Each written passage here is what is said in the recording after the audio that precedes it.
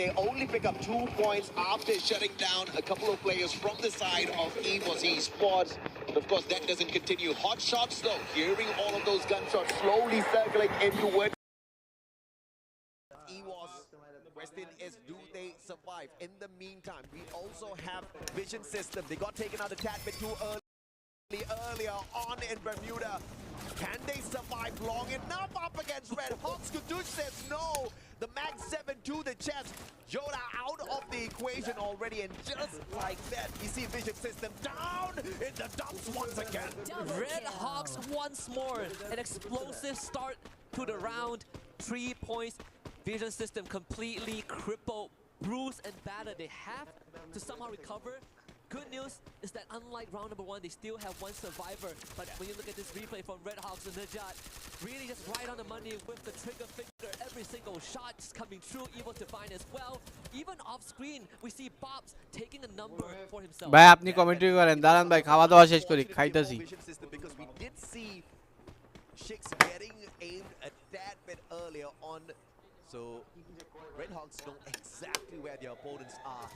And the Bangladeshi squad is making a conscious choice to not go in here for the chase. Vitality, on the other hand, in a little bit of a pickle. They fly straight into AGAL. Those grenades doing heavy, massive damage alongside the FGL, but Koja stepping in at the wrong time, facing the M590 down onto the ground. Instant pickup thanks to the Kiva, but Kyok now put down onto the ground, and Vitality losing too many players back to back. Yeah, Cypher is low, but not low enough to be knocked down. Vitality wants revenge, but AGAL is not gonna make it easy. They gotta work for it every step of the way. Koja getting knocked down once more by Chinoy as the numbers of Vitality dwindle. This is number খাইতেছি ভাই। ফেলেছে, কিল confirm করা হয়নি, দুজনকে হারিয়েছে, পজিশনটা এত ভালো ছিল না, তারপরেও তারা লড়াই করে চলেছে। এন্ড এজিএল গ্লোবাল স্পোর্ট এই এলিমিনেশনটা বেশ ভয়ঙ্কর, but right now hot shot আবার ফাইটে জড়াবে নক অ্যাকশনে। আরো একটি কিল কনফার্মেশন লুফে দেওয়া, মনে হচ্ছে যেন প্রথম ম্যাচের গল্পটা পুরো ঘুরে যাচ্ছে সেকেন্ড ম্যাচে। পুরো সিনারিও, পুরো স্ট্র্যাটেজি, যারা প্রথম ম্যাচে সাইলেন্ট খেলেছে তারা সেকেন্ড ম্যাচটাই শুরু করেছে অ্যাগ্রেসিভ ভাবে। ইয়াস, অল গেমার গ্লোবাল যেই পজিশনে ছিল সেখানে ভাইটালিটি পুশ করা মোটেও ঠিক হয়নি। কারণ কি হয় জানো গল্প, যখন তুমি একটা দুতলা বিল্ডিং এর উপরে থাকো, পজিশন তুমি হচ্ছে সিকিউর করে রেখেছো, যদি কেউ পুশ করতে চায় দেন হচ্ছে তোমার কাছে সবচেয়ে পজিশন অ্যাডভান্টেজ থাকে, ফায়ার পাওয়ার অ্যাডভান্টেজ থাকে, হেডশট লাগার চান্স সবচেয়ে হাইয়েস্ট থাকে। ওই পজিশনে যদি তুমি পুশ করতে চাও অবশ্যই তোমাকে গ্রেনেডের ইউজ করা উচিত, অ্যান্ড টিমটিকে ডিস্ট্রাক্ট করার মতো যে আইটেমগুলো হচ্ছে সেগুলো ইউজ করা উচিত। বাট এইখানে ভাইটালিটির কাছ থেকে আমরা সেই রকম কোনো আইটেমের ইউজ দেখিনি। অবভিয়াসলি তারা জাস্ট পুশ করতে চাচ্ছিল, এন্ড সেটাই আই থিঙ্ক ব্যাকফায়ার করেছে। গ্লোবাল দিয়ে বেশি সময় বেঁচে থাকা সম্ভব হয়নি তাদের। এক্স্যাক্টলি, এবং ইলিশনিস্ট ভাই আমরা কিন্তু আরো একটু ফাইটের খুবই ইনিশিয়েট পয়েন্টে রয়েছি, লাইক এই না টিম আমি ভুল না করলে এটা হলো ভিশন সিস্টেম পেছন থেকে সাপোর্ট। আর একবার ঘাসকে আমরা হারাবো, দুটো প্লেয়ার থেকে 3টি প্লেয়ারের এবার সার্ভাইভিং সিনের ভিতরে লং ডিস্টেন্স থেকে নোরা যথেষ্ট অ্যাগ্রেসিভ ছিল। M590 এর ইউজেসটা খুব একটা হয়তোবা সামনের টিমের জন্য ভালো ছিল না, পজিশন চেঞ্জ করেছেন তারা, এটা উচিত। এন্ড পেইন ঠিক কতটা অ্যাগ্রেসিভ সেটা খানিকটা হলেও বুঝতে পেরেছে টিম ভিশন সিস্টেম, এন্ড তারা ডিস্টেন্স ক্রিয়েট করে নিয়েছে অলরেডি। এই ডিস্টেন্সের মোমেন্টামে চিক্সকে একেবারে একা দেখছিলাম, এবং ফ্লুক্সোর এই যে জাম্পিং, এই যে কনফিডেন্ট, একেবারে এগিয়ে যাচ্ছে কোর মেমোরি স্পোর্টস এর দিকে। এই কনফিডেন্টটাই তো প্রয়োজন এরকম বিশাল মঞ্চে, এবং আমার মনে হয় খুব দ্রুত ফ্লুক্সো তারাও ফাইটে জড়াবেন সেই জোনের দিকে, এবার মনোযোগটা তাদের। ইয়াপ, এন্ড ফ্লুক্সো যেই পজিশনে তারা রয়েছে বর্তমানে, এন্ড তারা মেক্সিকো বোধহয় নিয়ে ফেলবে আরামসে। ইয়েস, কিল ফিরে কিল এড হলো তাদের আরেকটা কিল। এই টিমের কাছে বর্তমানে 3টা কিল রয়েছে। যদি ফ্যালকনের দিকে তাকাই, আগের আই থিঙ্ক এগুলো আগের ম্যাচের পয়েন্ট সহ হচ্ছে গিয়ে এড হচ্ছে, যেখানে 27 পয়েন্ট দেখতে পেলাম আমরা একটু আগে। আই হোপ আমরা ওই ফিডে আবার যাবো, but right now core memory স্পোর্টকে চার্জ করা হচ্ছে। জামকে ভালোই ড্যামেজ দেওয়া হয়েছিল, নকডাউন করার ধার প্রান্তে ছিল, বাট নকডাউনটা আসেনি, হিল করার সুযোগ রয়েছে জাম্পে, বাট নো, কিল লুফে নেওয়া হবে, কনফার্ম করা হবে। আই থিঙ্ক কনফার্ম হয়ে গেছে, ববসকে লুফে নিয়েছিল তারা। কুলগাই একেবারেই একা, কুলগারের এই একাকিত্ব বেশ ভাবাচ্ছে টিমটিকে। আমরা ভাবছি ফ্লুক্সো খুব দ্রুত খুঁজে পেয়ে যাবেন হয়তো বা ব্যাকে কম্পাউন্ডের মধ্যে, হাতে একদম এগিয়ে চুপটি করে বসে আছেন প্লেয়ারটি। অন্যদিকে ইবোস ফাইটে জড়িয়েছেন এবার পাকিস্তানি টিম, হট শট সাথে, এবং লং ডিস্টেন্স থেকে অ্যাকশন আরো একবার চার্জ প্রোভাইড করছে সামনে থাকা কোসেইলের দিকে, এবং এইবারের আরো একটি ট্রেবল ছিল, ডাউনটা কনফার্ম করবেন, কিলটা কনফার্ম করবেন, and Russia back to back দুটো প্লেয়ারের বিদায়। টিম হট শটস এটা যেন একটা অনন্য পারফরমেন্স বাট এইবার সব থেকে বড় প্রশ্ন, সব থেকে বড় উত্তেজনার ব্যাপার, টিম বাংলাদেশ আর এইচকে রেড হক্স রয়েছে হটশটসের খুবই কাছাকাছি। এশিয়ান দুটি টিম কি তবে জড়াবেন কিনা ফাইটে?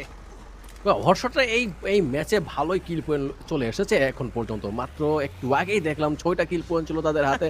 পজিশন ওয়াইজ যদি একটু সার্ভাইভ করে, ম্যাচে রয়েছে 10টা টিম, যায় একটু যদি এগোনো যায় তাহলে এই ম্যাচেও তারাও হয়তো বা 10+ পয়েন্ট নিয়ে ব্যাক করবে। আর যদি ভুয়া পেয়ে যায় তাহলে তো কাহিনী অন্য হিসাবে চলে যাবে। বিপিকে দেখতে পাচ্ছি একটা ভাঙা গাড়িতে চলে 4জন মেম্বার নিয়ে এগোতে, যেখানে তারা যেদিকে যেতে চাচ্ছে সেইখানে বোধ হয় আমরা হটশটকে একটু আগে দেখেছিলাম, হয়তো বা একটু দূরে যাওয়া লাগবে হটশটের সাথে দেখা করতে। লেটস সি তারা কি হর্ষদের সামনে পড়ে নাকি অন্য একটা টিম ইভোসকে আমরা দেখতে পাচ্ছি, সেখানে শুধুমাত্র ইভোসের রেই রয়েছে আর অন্য সাইডে একটু দূরে রয়েছে এইম গড। আই হোপ ইভোসরা এই ফাইটে জড়াবে না, কারণ তাদের মেন পরে এখন কম। আই থিঙ্ক এই ম্যাচে ইভোসরা স্টার্টিং থেকে একটু গুছালো খেলা খেলতে সক্ষম হয়নি, রাইট কুলটু? ইয়েস এক্স্যাক্টলি, প্রিভিয়াস ম্যাচের এত বড় ধাক্কা এই ম্যাচটা খানিকটাও সেফলি খেলা ট্রাই করছে রিজ, যদিও লং ডিস্টেন্স থেকে এবার এক্সপোজির স্নাইপিং চার্জ সামনে থাকা মোটা বিয়া এন্ডটা তাকে পুরোপুরি ভাবেই এলিমিনেট করা হবে। খুব ইজি পিজি একটা কনফার্মেশন ছিল আমাদের চিরচেনা টিম ভিপির কাছ থেকে। এবং অন্যদিকে আমরা যদি ডায়মন্ডের কথা বলি, তিনি একেবারে ডায়মন্ড একটা ট্রেবল দেখাতে চান, অবভিয়াসলি এটা উচিত। এবং আজকের দিনের স্পোর্টস ওয়ার্ল্ড কাপ 2025 এর আমরা আছি নক আউট স্টেজ ডে 2 এর ডে 1 এর সেকেন্ড ম্যাচ, এবং সেকেন্ড ম্যাচটা যথেষ্ট অ্যাগ্রেসিভ ভাবেই শুরু হয়েছে। ফ্যালকন এখনো টেবিল টপ ক্যাচ করে রেখেছেন, কারণ প্রথম ম্যাচ থেকে যথেষ্ট পয়েন্ট লুফে নিয়েছেন তারা। ইভোস যারা শুরু থেকেই ডমিনেট করছিল, 5টা কিল আছে তাদের কাছে, এবং এই মুহূর্তে আরো একটা চার্জ হেডশট দিয়ে ডায়মন্ডের খাতায় এন্ড M590 শেষ মুহূর্তের শটে কনফার্মেশনটা নিজেদের খাতায় যুক্ত করবেন। এই বলটা বুঝে গেছে গড, তিনি যে ডিস্টেন্সটা বা প্লেসমেন্টটা তার জন্য সেফ নয়। কোসেল তিনিও একেবারেই 4-5টা লক্ষ্য করে নিজের সেফ পজিশনের দিকে দৌড়চ্ছেন, বাট কোসেলকে দেখে যতটুকু মনে হচ্ছেন তাদের মুহূর্তে এবার সেই ভয়টা কাজ করছে যে না, এই ম্যাচে আর্লি স্টেজ এলিমিনেট তো হওয়া যাবেই না। ইয়েস, এন্ড ফার্স্ট ম্যাচের তুলনায় এই ম্যাচের খেলার স্টাইল, খেলার ধাঁচ ভিন্ন মনে হচ্ছে আমার। প্রত্যেকটা টিমই তাদের ন্যাচারাল খেলাটা খেলা হয়তো বা প্রচেষ্টায় মগ্ন এই ম্যাচে, হয়তো বা কিল পয়েন্টে নিজের অবস্থান আরও উপরে ওঠার জন্য, কিল নেওয়ার জন্য হাঙ্গ্রি হয়ে উঠেছে, হয়তো বা এটাও হতে পারে। নয়তো বা খেলার ন্যাচারাল স্টাইলটা হয়তো বা এখানে ফলো করছে, তারা যেরকম খেলে থাকে সচরাচর। ফ্লুক্সকে দেখতে পাচ্ছি জোনের ভেতর ঢোকার প্রচেষ্টা রয়েছে, সেখানে কোর মেমোরি স্পোর্টের একজন মেম্বার হয়তো একটু দূরে বিচটাকে গেট কিপিং করছে, নয়তো বা একটু দূরে হয়তো রয়েছে অপেক্ষায়। ইয়েস, বিচকেই এই বিচটাকে গেট কিপিং করা হচ্ছিল, ডন রয়েছিল সেখানে, এন্ড কোর মেমোরি স্পোর্টের সবগুলো মেম্বারকে আমরা এখানে লাইভ দেখতে পাচ্ছি। ওয়াও, ফাইট শুরু হয়ে গেছে, ইনিশিয়েট ফাইটের একেবারে মোমেন্টামে রয়েছি আমরা। ডন এবারও কেন যেন বেশ একাকী, ডনের হাতে রয়েছে প্যারাফল and I don't think so একেবারে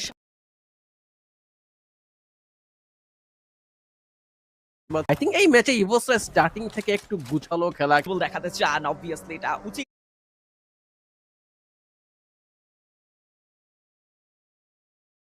বাট এইবার একেবারে আকাশ পথেই তাদের উপরে চার্জ পেছন থেকে ডনের সারপ্রাইজ, এটারই অপেক্ষায় ছিল কোর মেমোরি দুকে, এন্ড সামনে থেকে আরো একটি প্লেয়ারকে এলিমিনেট করতে সফল হয়েছেন তারা। ফ্লুক্সের জন্য ধাক্কা নয়, বিদায় নিয়েছেন টিমটি #10 another elimination এন্ড ফ্লুক্সো এবার ভাবতে বাধ্য হবেন যে কতগুলো পয়েন্ট দুটো ম্যাচ শেষ করে আমরা কালেক্ট করলাম। এটা শুধু ধাক্কা নয়, টিমের জন্য এটা একটা বিশাল বড় সংবাদও বটে। ইয়েস, বিসন সিস্টেমকে দেখতে পাচ্ছি ধারে কাছে রইতে, কোরিস্পোর্ট মেমোরি, আমি কি বলছি আমি ভুলে ফেলেছি। যাই হোক, আমরা বিসনের সিস্টেমকে দেখতে পাচ্ছি এখানে, একটু আগে দেখলাম তারা কিন্তু গেল ম্যাচে কিন্তু এত পয়েন্ট লুফে নিতে সক্ষম হয়নি। আই থিঙ্ক তারা এই ম্যাচে এখন স্টিল লাইভ, দ্যাটস মিন তারা চাচ্ছে কয়েকটা পয়েন্ট নিতে, খাতায় এমসে লুফে নিতে। আই হোপ একটু পরে তাদের ফিরে আমরা যাবো, যেখানে কিল পয়েন্ট আমরা দেখতে পাবো। ভিপিকে room to work with, but for Virtus Pro, if they can stall this out a bit more, it is going to be a nightmare for EVOS. This is unexpected. Aim God, who was outside the circle, far away earlier on, now slowly circling in. He could just be the one that dismantles this squad. We'll have to catch up with this action between Virtus Pro and EVOS in a little bit. In the meantime, it's AGAL taking on their brothers from Thailand. Falcons, no eliminations just yet, playing the slower game this time round. A lot of nades commitment. Sci-Fi is about to get flushed out. Multiple ice grenades, and even Frag one's showing his face. Sci-Fi needs to relocate and spend a couple of glue walls to make it happen. He is the first contact, but Chino gets blasted back on the fire. That is not within the playbook of AGAL, and now they get thrown into shambles. Falcons surrounding Sci-Fi from all angles. He needs to somehow hold on. Yeah, Sci-Fi desperately holding on. M590 is the right weapon in his hand.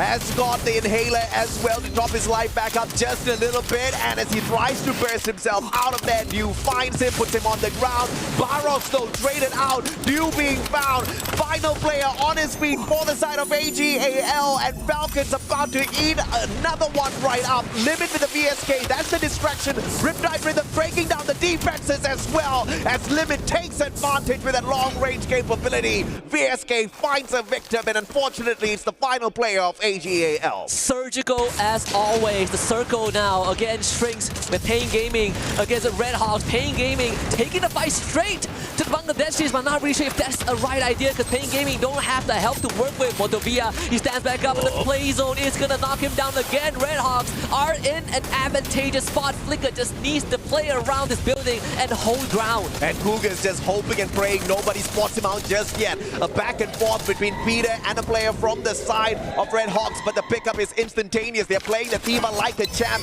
and Pain Gaming now just trying to stay away from the rest of them as Red Hawks barricade themselves into the house, but the rest of Core Memory dropping on two of the roof, and Pain Gaming wiped out. No rest for the wicked if you are Red Hawks. Core Gaming here, Core Memory here, Oi. up the mess. Dawn with the ice grenade, knocked down Ninja, jump gets flickered out, and that's already 2 for CXK. Number 3 comes right through. Red Hawks, they do not stand a single chance. Blade instantly dealt by Jump, and Core Memory continues their warpath. Yeah, an unfortunate run here for Red Hawks. They did phenomenally well up against Pain Gaming, but Core Memory just swooped on in, all thanks to the information Cougar gave away, sitting down on top of the roof, really comfortable, waiting for that opportune moment, and the jump pad leads the whole of Core Memory to their compound, and Red Hawks gets taken down as well. Not knocked down by the circle. They did have the Thiva, so picking him up shouldn't be too much of an issue. As Jump and Sensi tries to get up the hill, but Rasya, unsuspecting outside the circle, tanking damage from the blue, pulls away a core person from the Core Memory esports squad. That's why you tie up loose ends. Evil's Divine. Now the fate rests all on this Wonder Kid. Wow. The new addition to Evil's Divine. We know what he could do. We've seen him in action even before he was league.